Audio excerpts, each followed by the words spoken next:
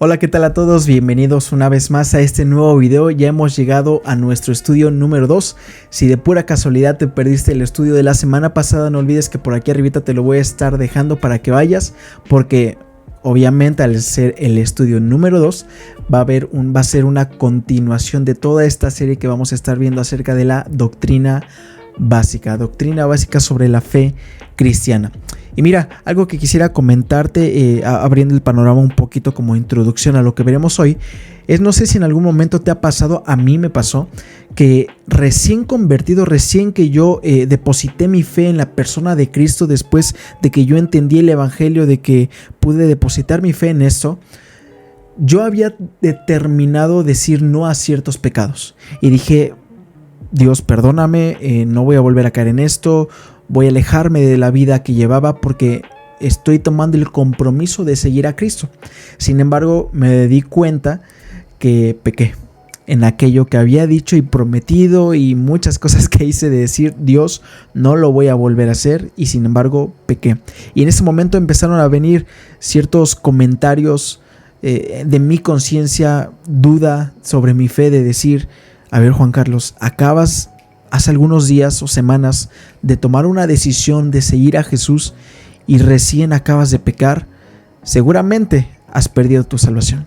Seguramente vas a tener que volver a tomar una decisión de fe en el evangelio, porque tu pecado, lo que acabas de hacer, tu desobediencia, te ha quitado tu eternidad en el cielo, y ahora otra vez tu destino es el infierno. Pensamientos así, sentimientos de culpa. Reitero, este pensar de decir, he perdido lo que yo había previamente aceptado, que es el evangelio, y ahora he perdido mi salvación. Sabes, muchas cosas de este tipo son lo que a menudo muchos cristianos suelen preguntarse si realmente pueden tener una vida eterna aún lidiando con el pecado, y entran estos pensamientos de duda de, ¿y si ya perdí mi salvación? ¿Y si realmente no soy salvo y vivo en una burbuja? ¿Cuáles son las evidencias que yo puedo tener para poder realmente descansar y decir, soy verdaderamente salvo? De manera que si te interesa este tema, y si no te interesa mucho, aún así quédate por favor, porque vamos a estar, es algo muy importante. Reitero, como te dije la semana pasada, a pesar de que es doctrina básica y puede que tú ya lleves muchos años en el cristianismo, es muy importante poder recordar ciertos puntos que nos ayudan a descansar en nuestra propia esperanza depositada en Cristo, pero también son herramientas que nosotros podemos conocer ahora a la luz de la Biblia para poder ayudar a otros que también van en un crecimiento. De manera que con esto te animo a que te puedas quedar en este video, estudio número 2 acerca de la seguridad de salvación. Y sin más, vamos a comenzar, y bienvenido a Conexión con Cristo.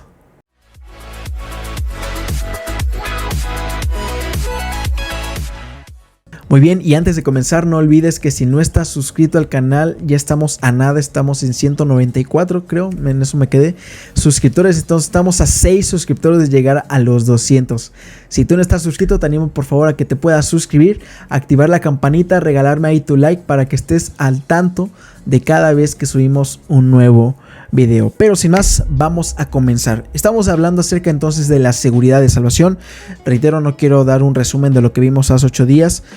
Por aquí abajito también en la descripción te voy a dejar el video, por si te perdiste un poquito, bueno, puedas ir al video y volverlo a checar. Total, que son 43 minutos.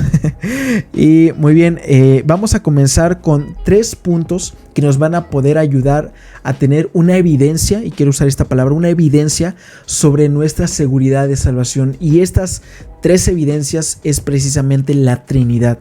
Estoy hablando entonces de Dios Padre, de Dios Hijo y de Dios Espíritu Santo. Y vamos a ver cómo a la luz de la Trinidad tú y yo podemos descansar en que nuestra salvación no depende de mí ni de ti, sino que depende en su totalidad de Dios.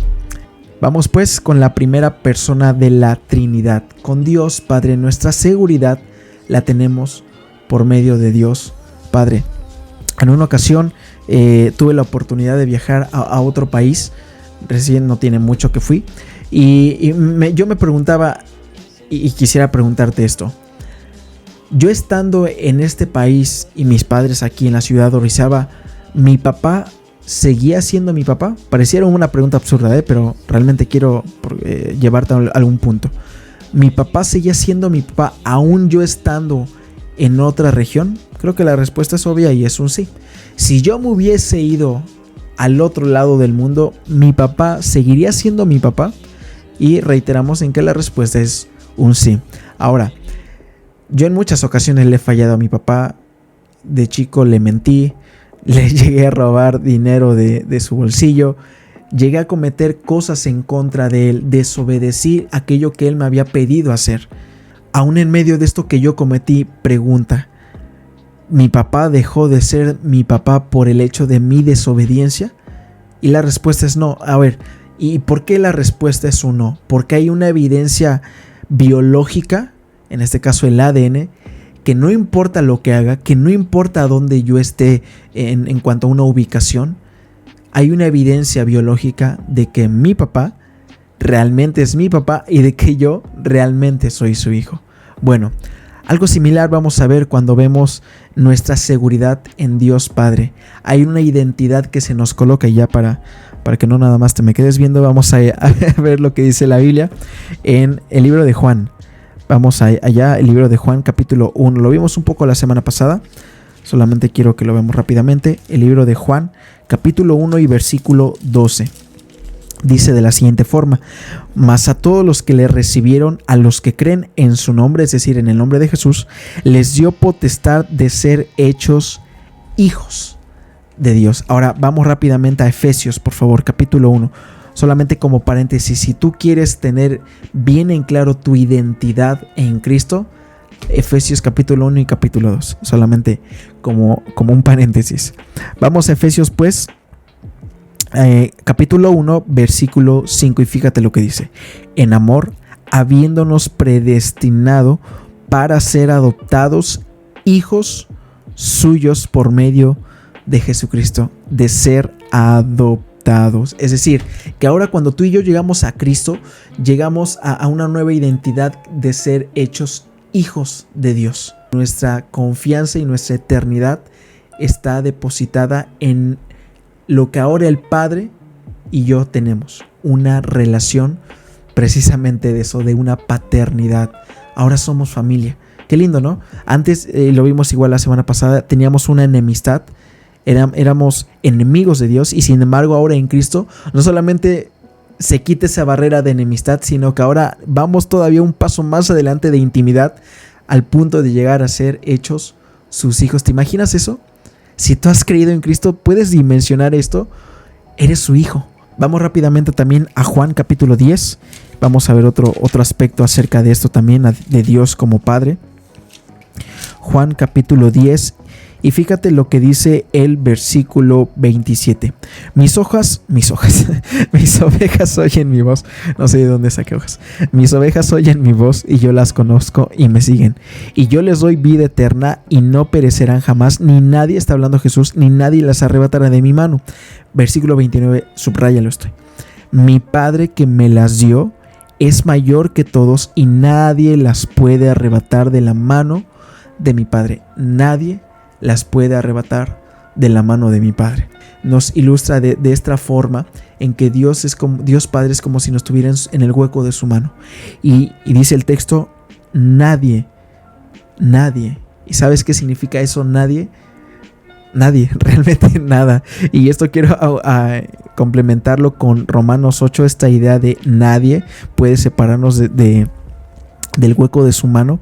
Quiero relacionarlo por favor con Romanos capítulo 8 versículos 38 y 39. Fíjate lo que dice Romanos 8, 38 y 39. Dice: por lo cual estoy seguro, está hablando Pablo, por lo cual estoy seguro de que ni la muerte, ni la vida, ni ángeles, ni principados, ni potestades, ni lo presente, ni lo porvenir, ni lo alto, ni lo profundo, ni ninguna cosa creada nos podrá separar del amor de Dios.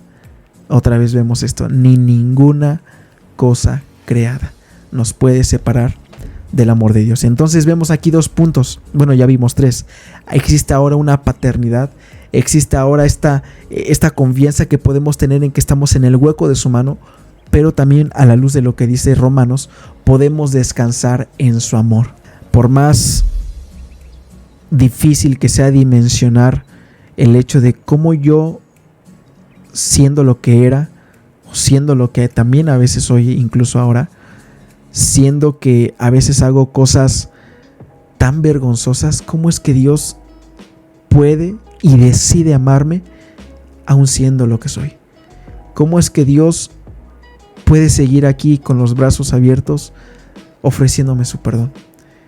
Y es que grábate bien esto, no hay nada creado, nada que pueda ser más grande que el amor del Padre. No hay pecado más grande que el amor del Padre. Grábate muy bien eso. Su amor siempre va a ser mayor que absolutamente todo, porque dice primera de Juan capítulo 4 versículo 7 que Dios es amor.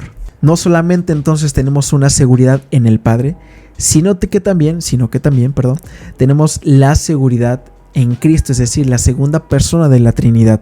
Nuestra salvación, lo vimos la semana pasada, fue lograda por Él. Él derramó su sangre en la cruz en favor nuestro y nosotros podemos recibir ese regalo. ¿Recuerdas? Gracia, es por gracia, por un favor inmerecido, la eternidad al depositar nosotros nuestra fe en Él. Hebreos capítulo 10, vamos rápidamente para allá, por favor. Hebreos capítulo 10, versículos 11 al 14, y dice de la siguiente forma: en esa voluntad somos santificados. Versículo 11, versículo 11 dice: y ciertamente todo sacerdote está día tras día ministrando y ofreciendo muchas veces los mismos sacrificios que nunca pueden quitar los pecados. Solamente para meterte un poquito en contexto, tú recuerdas que en el Antiguo Testamento, como lo dice aquí literalmente el pasaje, era necesario que los sacerdotes pudieran ser ministrados y estar ofreciendo sacrificios constantemente por el perdón de pecados. Y nota que el autor hace referencia a esto por lo que va a seguir diciendo. Versículo 12. Pero Cristo, y este pero nos va a hacer notar un contraste entre la idea que se venía manejando en el Antiguo Testamento y ahora la nueva idea que nos va, o la nueva enseñanza que nos va a dar a conocer. Dice así el versículo 12: pero Cristo, habiendo ofrecido una vez para siempre un solo sacrificio por los pecados, se ha sentado a la diestra de Dios. Pero Cristo, habiendo ofrecido un solo sacrificio. Versículo 13, de ahí en adelante esperando hasta que sus enemigos sean puestos por estrado de sus pies, y reitera esta misma idea. Versículo 14, porque con una sola ofrenda hizo perfectos para siempre a los santificados. Pensando en este razonamiento, si tú y yo decimos que perdemos la salvación, estamos diciendo entonces que el sacrificio de Jesús no fue suficiente. La razón principal por la que constantemente, como dice aquí el texto en el verso 11, de que los sacerdotes tuvieran que estar ofreciendo sacrificio y sacrificio y sacrificio y sacrificio, escucha bien, era porque no era suficiente. Sin embargo, hubo un sacrificio que bastaba con ser hecho una sola vez, y fue el de Cristo. El sacrificio de Cristo fue suficiente para darnos vida eterna, no vida a corto plazo. Nota eso, no vida a corto plazo de que si tú ahorita ya la regaste, ¿sabes qué? Se te pierde tu salvación y ¿sabes qué, Jesús? Gracias por lo que hiciste, pero como que no alcanzó tu sacrificio. ¿Te imaginas eso? O sea, sería muy peligroso decir tal cosa, pero no es así.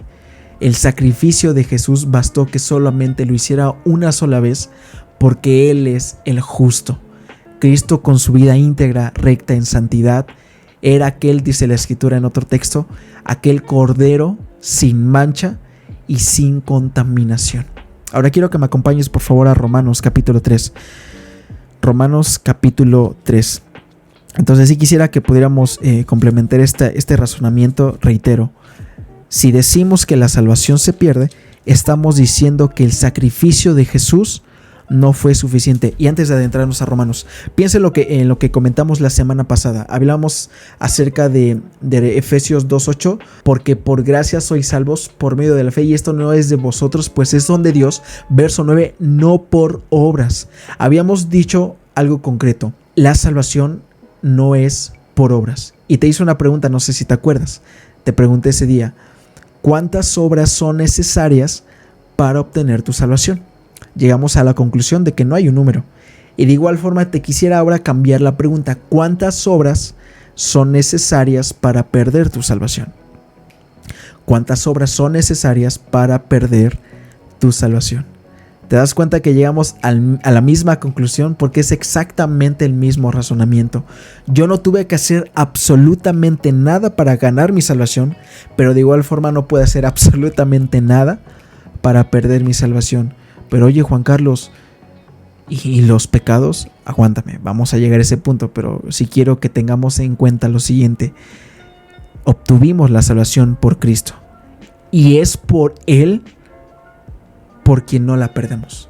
Por eso que vimos en Hebreos, porque solo bastó un solo sacrificio, una vez y para siempre. Bien, vamos a Romanos capítulo 3, versículos 23 al 26, y dice de la siguiente forma: por cuanto todos pecaron y están destituidos de la gloria de Dios, siendo justificados gratuitamente. Es decir, en Cristo tú y yo somos hechos justos de forma gratis por su gracia, por su favor o regalo inmerecido. Apelamos otra vez a esta idea. No se trata de nosotros, se trata de lo que Él hizo por nosotros, siendo justificados gratuitamente por su gracia mediante la redención que es en Cristo Jesús. Podríamos cambiar esta palabra de redimir por el pago o la compra que hizo Cristo. Esto tiene que ver con la idea de redimir. Entonces diríamos de la siguiente forma: mediante el pago que es en Cristo Jesús. ¿Y por qué era necesario un pago? Nuestro pecado, nuestra naturaleza caída nos llevaba a estar en una enemistad y en una condenación eterna. Por eso es que era necesario pagar una deuda delante de Dios para poder satisfacer su justicia. Y es a lo que va a seguir el texto apelando. Versículo 25: a quien Dios puso como propiciación. Ya vimos tres palabras entonces: gracia, redención y ahora propiciación. La propiciación es una ofrenda que Dios da de forma voluntaria, obviamente de forma voluntaria, para poder satisfacer su propia ira y justicia. Entonces vemos a Dios dando una ofrenda, que en este caso, ¿quién fue la ofrenda? Jesucristo. Dios da a una ofrenda que fue Jesús, para que por medio de su sacrificio pudiera satisfacer la justicia y la ira de Dios que era requerida. Que por esta ira y justicia tú y yo no podíamos tener una entrada a la eternidad en la presencia de Dios, por su ira y porque Él es justo. De manera que con esto era necesario que alguien justo pudiera darse en ofrenda grata y agradable delante de Dios, a quien Dios puso entonces como una ofrenda. Podríamos cambiar entonces propiciación por una ofrenda por medio de la fe en su sangre para manifestar su justicia. ¿Recuerdas lo que te acabo de decir? Todo este punto era por el tema de su justicia, a causa de haber pasado por alto en su paciencia los pecados pasados.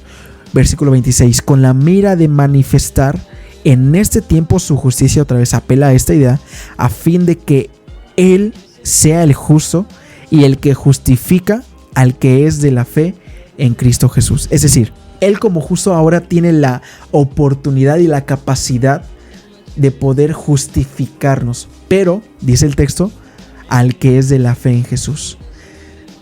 Y volvemos a Cristo. Me encanta porque siempre, y las lecciones que vamos a estar viendo durante toda esta serie, se va a tratar de Cristo, y no voy a cansar de repetirte esto. Se trata de Él. Dice el texto: tú puedes llegar a ser justo, pero si depositas tu fe en Jesús. De manera obvia y como resultado podríamos decir que si tú no has depositado tu fe en Jesús, no eres justo. Y si tú no eres justo en Cristo, estamos diciendo que tampoco tienes la oportunidad de tener una eternidad con Dios. Y por lo tanto, ambos sabemos cuál es tu destino. Por eso es ahí la impresionante obra de Cristo, de todo el plan salvífico en donde Él decide entregar, si estamos en el segundo punto de nuestra seguridad de salvación, lo dijimos hace ratito, por lo que vimos en Hebreos, un solo sacrificio hecho una vez y para siempre. Lo que vimos ahorita en Romanos, Él es esa ofrenda que se dio en favor nuestro para que si depositamos nuestra fe en Jesús, ahora podemos ser hechos justos en Él. Esa es una gran evidencia de nuestra seguridad de salvación. Mi justicia delante de Dios no depende de lo que yo haga. Mi justicia depende de lo que ya Cristo hizo por mí. Mi justicia depende de lo que ya Cristo hizo por mí. Primera de Juan capítulo 5 versículos 11 y 12 y dice así: y este es el testimonio, que Dios nos ha dado vida eterna y esta vida está en su Hijo. El que tiene al Hijo tiene la vida, y el que no tiene al Hijo de Dios no tiene la vida. Puede que tú vayas a la iglesia, puede que tú te sepas textos, puede que tú sirvas en una iglesia, puede que tú moralmente pienses que estás bien, pero dice aquí el texto: este es el testimonio, que Dios nos ha dado vida eterna y esta vida está en su Hijo, es decir, en Jesús. Si Jesús no está en tu vida, tendrías que preguntarte si realmente eres salvo. Y por último, no del estudio, solamente de este aspecto de que dijimos que íbamos a descansar en el aspecto trinitario. Y ahora nos vamos a adentrar a la seguridad que tenemos en el Espíritu Santo. Vimos ya de Dios Padre, Dios el Hijo, y ahora vamos con Dios Espíritu Santo. 1 Corintios capítulo 12 versículo 13. Porque por un solo espíritu fuimos todos bautizados. ¿Sabes? Pablo, cuando muestra esta idea, quisiera que primeramente pudiéramos entender el concepto. Bautismo literalmente significa sumergir y hace referencia o se asemeja o ilustra la idea de lo que pasó Jesús.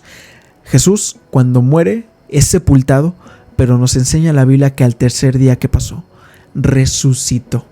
Entonces, cuando vemos este punto en la Biblia, vamos a poder ver que una de las evidencias del Espíritu Santo en la vida del creyente, inmediatamente cuando tú y yo decidimos creer en el Evangelio, sucede un bautismo. Y hay dos tipos de bautismo. Dijimos, bautismo es sumergir, pero existen dos tipos de bautismo. Uno es el espiritual, que cuando tú y yo creemos ocurre una semejanza de esta idea, donde el Espíritu hace morir nuestra vieja naturaleza, morimos al pecado, morimos a la naturaleza caída que teníamos y somos vivificados ahora en una nueva vida en Cristo. ¿Se entiende? Entonces esto es lo que ocurre en un aspecto espiritual cuando depositamos nuestra fe en el Evangelio. Primero bautismo espiritual, pero el segundo es el bautismo en agua o el físico. Tú has de recordar o has visto quizás en videos o en tu iglesia que ha llegado momentos donde algunas personas bajan a las aguas, ya sea en una cisterna, en el mar, algunos lo han hecho, o en una piscina. Pero ¿qué ocurre? Sumergen a la persona otra vez, haciendo una representación y como una evidencia de testimonio para la iglesia. Precisamente para eso es el bautismo en agua, para poder evidenciar y testificar a la congregación de que yo ahora he decidido seguir a Jesús y de que ahora formo parte del cuerpo de Cristo. Bautismo significa sumergir. Existen dos tipos de bautismo, uno es el espiritual y el otro es el físico o el de el agua. Y ambos hacen referencia a lo mismo, a la misma idea. Poder sepultar y hacer morir al viejo hombre y ahora tener una nueva vida en Cristo. Efesios capítulo 1. Efesios capítulo 1 versículo 13. En él también vosotros, habiendo oído la palabra de verdad, el evangelio de nuestra salvación, y habiendo creído en él, es decir, en Jesús, fuisteis sellados con el Espíritu Santo de la promesa. Cuando dos personas hacen un tipo de contrato de compraventa de alguna propiedad, se hace una escritura, obviamente. Los dos firman, se pone un sello y desde ese momento el comprador ya tiene la seguridad de que esa propiedad es suya. Y ocurre exactamente lo mismo con el sello del Espíritu Santo. Es una evidencia de que ahora tú y yo somos de su propiedad.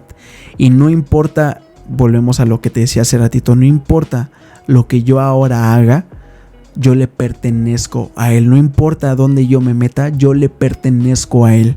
En tercer lugar, vamos a Romanos 8:9. Romanos 8:9. Mas vosotros no vivís según la carne, sino según el Espíritu, si es que el Espíritu de Dios mora en vosotros. Tercera evidencia es la morada del Espíritu Santo. El Espíritu Santo, la Biblia nos enseña en este caso que el Espíritu Santo viene a morar, viene a vivir en cada creyente desde el momento en que confía en Cristo. Ahora, quisiera preguntarte, ¿tú ya has experimentado el bautismo del Espíritu Santo? ¿Has sido sumergido? O sea, ¿realmente hay una evidencia donde se puede notar que has sido sepultada tu vieja naturaleza y has sido resucitado en Cristo? ¿Hay una evidencia del sello en ti? ¿De que ahora le perteneces? Y tercer punto, ¿hay una evidencia de que el Espíritu Santo mora en ti? Dice esto el texto: mas vosotros no viven según la carne, sino según el Espíritu. Si es que el Espíritu de Dios mora en ustedes. Tú vas a seguir viviendo en una vida pecaminosa, en una vida depravada, si es que, dice Pablo, el Espíritu de Dios no mora en ustedes. Entonces, podríamos resumir esta idea después de ver todos estos aspectos de Dios Padre, Dios Hijo y Dios Espíritu Santo. Quisiera volver a preguntarte, ¿es posible perder nuestra salvación? ¿Realmente a estas alturas entonces tú podrías pensar que es posible perder la salvación? ¿Existe algún pecado que nos haga perder la salvación? A la luz de lo que vimos ahorita en la enseñanza bíblica, podríamos decir entonces que el verdadero creyente no puede perder su salvación. No podemos perder la salvación. Ahora tú me vas a decir, oye Juan Carlos, porque yo lo he escuchado también en otras iglesias. No, sí perdemos la salvación porque ¿cómo va a ser? Y la vamos a tener súper fácil. Decido creer y ya, y puedo seguir viviendo mi vida como si no hubiera pasado nada. Es que no, eso es, o sea, yo quiero que nosotros podamos entender que eso es imposible. Si tú realmente has decidido poner tu fe en Jesús, es imposible, escucha bien, es imposible que tú vuelvas a llevar la vida que llevabas antes, porque el mismo Espíritu, y ya lo vimos, el Espíritu viene a morar en ti y el mismo Espíritu Santo va a dar testimonio de aquello que es correcto e incorrecto delante de Dios, y no va a permitir que nuevamente tú llegues a tener la vida que llevabas antes de Cristo. Es imposible. En ocasión alguien mencionó la siguiente ilustración: si en este momento yo te dijera que acabo de ser atropellado por un camión, ¿tú qué esperarías? Quizás raspones, heridas, que me sangrara quizás la nariz, el labio, no lo sé. Habría una evidencia de un choque con un camión. Cuando tú y yo venimos a Cristo en un choque directo con Jesús, es imposible que no haya una evidencia, que no haya marcas en tu vida de dicho impacto con Jesús. Entonces, ese argumento de que no, sí perdemos la salvación, porque si tú me dices que no la pierdo, entonces voy a seguir viviendo la vida que llevaba, es algo realmente absurdo ante la Escritura. Es imposible. Y si tú dices, no, yo he creído en Jesús y sigo viviendo una vida de pecado, no siento arrepentimiento, déjame decirte que entonces tú no has nacido de nuevo. Si tú puedes seguir practicando y con toda determinación y con toda intención buscas seguir pecando de la misma forma, y tú dices haber creído en Cristo, tú realmente no has tomado una decisión sincera por Jesús. Todo aquel que ha decidido entregar su vida al Evangelio, que ha decidido entregar su vida a Cristo, hay una evidencia, y lo vimos en todo esto que acabamos de estudiar. Y una de ellas es el Padre, Cristo mismo, el bautismo, la morada y el sello del Espíritu Santo. Entonces, ¿cuál debe ser mi actitud hacia el pecado? Bueno, vamos a ver rápidamente Romanos 6, 1 y 2. Romanos 6, 1 y 2. Dice, ¿qué pues diremos? ¿Perseveraremos en el pecado para que la gracia abunde? ¿Para que el favor de Dios abunde? Dice Pablo, en ninguna manera. Porque los que hemos muerto al pecado, ¿cómo viviremos aún en él? Esta es la evidencia del argumento que te acabo de dar. ¿Cómo viviremos aún en él si estamos diciendo que hemos muerto al pecado? Es imposible. Encontramos la respuesta entonces a esta pregunta. Según este texto, ¿está bien jugar con el pecado? Obviamente no. Ahora bien, sobre la marcha, y no quiero adentrarme mucho esto porque si no me extendería mucho más, pero durante las próximas clases vamos a ir viendo algunos aspectos de cómo nosotros podemos lidiar con lo que es el pecado. Pero ahorita quisiera adelantarme un poquito a otro tema. Reitero, lo vamos a estar viendo, pero sobre la marcha de los demás estudios. Así que no olvides suscribirte para que no te pierdas ninguno de estos estudios. Y vamos a ver este punto. ¿Qué lugar tienen las situaciones o las aflicciones de la vida en el creyente? ¿Cómo yo poder identificar si una situación difícil es una disciplina o es una prueba? Bueno, vamos a adentrarnos en primer lugar con la disciplina. Cuando hablamos de una disciplina, hablamos de esta idea en donde involucra una corrección. De hecho, disciplina tiene que ver con esto, con corregir, con restaurar. ¿Sabes? No sé, yo creo que sí te pasó, que con tus papás te decían no hagas esto. Pues ahí vamos, bien inteligentes, lo hacíamos. ¿Y qué es lo que sucedía? Como toda buena madre mexicana, no faltaba la chancla, quizás el cinturonazo o la mano, y bueno, probablemente te llegaron a pegar. Había una corrección, una consecuencia a causa de nuestra desobediencia. Esto hablando en un ámbito terrenal. De igual forma, cuando tú y yo desobedecemos a Dios, la consecuencia inmediata ante esta desobediencia es la disciplina. Ahora quisiera que lo veamos a la luz de la Biblia. Hebreos capítulo 12. Y vamos a ver el versículo 6. Fíjate lo que dice. Porque el Señor al que ama, disciplina. Es interesante ver aquí que la motivación de Dios no es rencor, no es aspereza, porque el Señor al que ama. La motivación de Dios para disciplinarnos cuando es necesario por nuestra desobediencia es por su amor, simplemente por su amor. Dice, y azota a todo aquel que recibe por hijo. ¿Recuerdas lo que vimos hace ratito de esta identidad ahora en una paternidad, en una relación padre-hijo? Versículo 7, si soportáis la disciplina, Dios os trata como a hijos, porque ¿qué hijo es aquel a quien el padre no disciplina? Pero si se os deja sin disciplina, de la cual todos han sido participantes, entonces sois bastardos y no hijos. ¿Te das cuenta de esto? Decir que tú puedes vivir en pecado, en desobediencia, suponiendo que se pudiera. Si tú hicieras eso y Dios no te disciplinara, es como si no fuera su hijo. Es como dice el texto, y suena muy fuerte, como si fuéramos bastardos. Pero Dios no es así.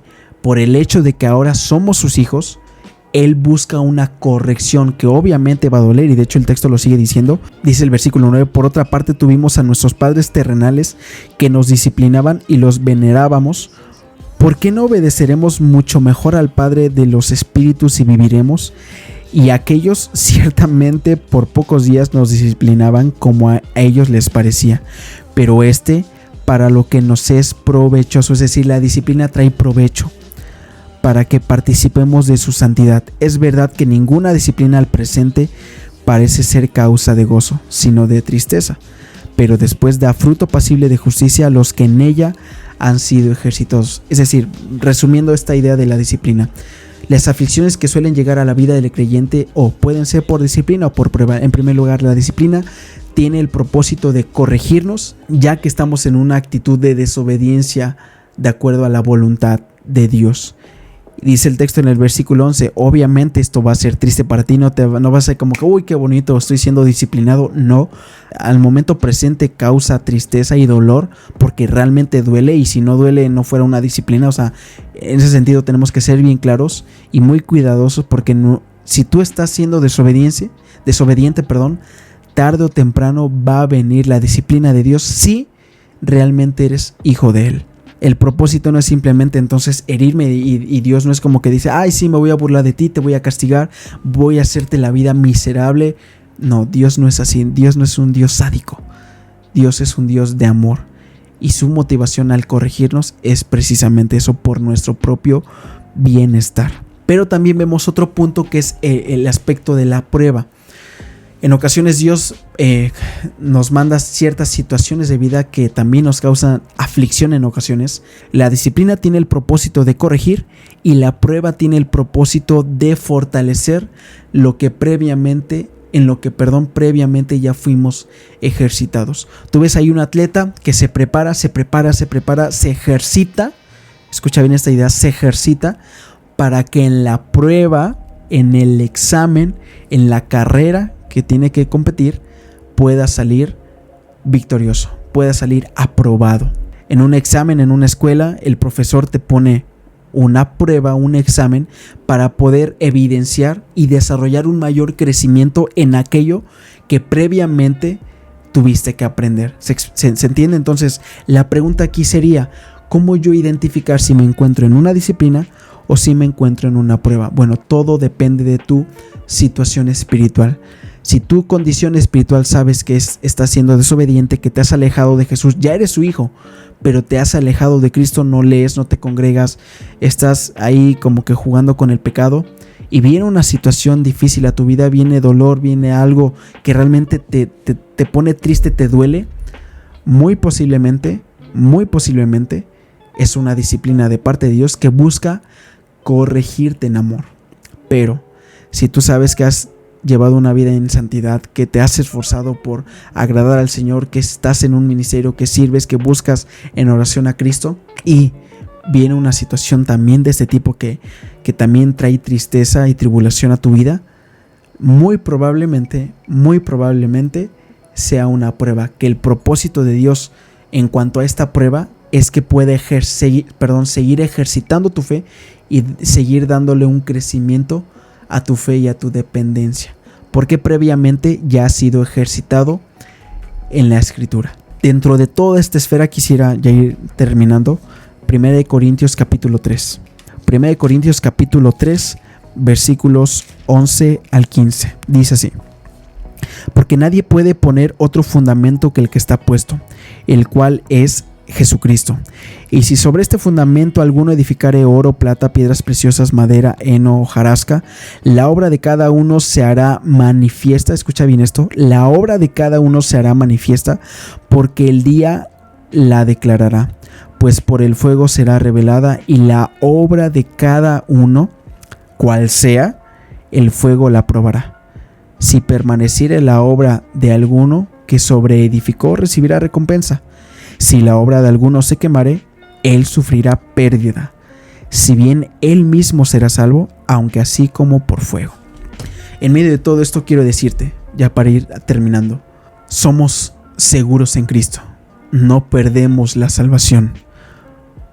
Vimos las evidencias a la luz de la Trinidad, vimos un poco acerca de lo que involucra estas dos esferas de la disciplina y de la prueba. Pero entra el juego también del pecado. ¿Dónde entra el pecado en la vida del creyente? Bueno, tenemos que aceptar una realidad. Vamos a seguir pecando el resto de nuestras vidas. ¿Por qué? Porque aún no tenemos un cuerpo glorificado, y eso lo vamos a tener hasta el día que estemos en la presencia de Dios. Pero mientras estemos en esta tierra, tristemente y desgraciadamente, vamos a seguir batallando con el pecado. Esto no significa que sigamos llevando la vida que llevábamos antes de conocer a Cristo. Te lo mencioné hace ratito, es imposible que pase eso.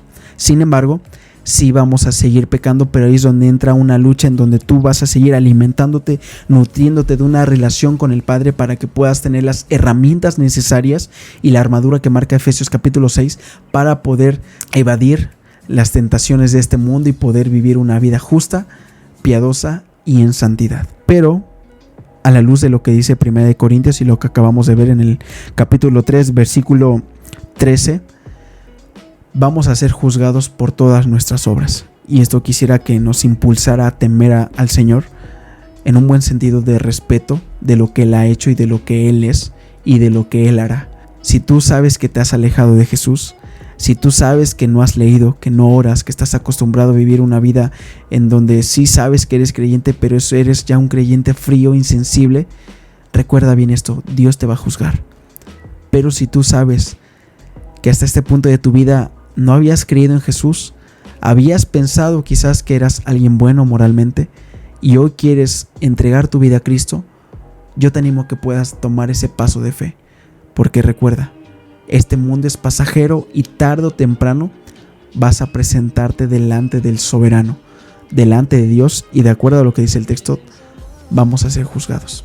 Ese es el anhelo de mi corazón por medio de este estudio, que podamos asegurar nuestra convicción de que no perdemos la salvación, pero que esto no sea un argumento que nos lleve a pecar, sino por el contrario, un argumento que nos pueda llevar a vivir en gratitud por lo que Cristo, por todo, absolutamente todo lo que implicó nuestra salvación. A eso que nos lleve todo esto que acabamos de ver, de que no pierdo mi salvación, que me lleve no al mundo, sino que me lleve a Jesús. Entonces, algunas preguntas que nos puedan ayudar para aterrizar todo lo que vimos. ¿Estás seguro de que tienes ahora la vida eterna?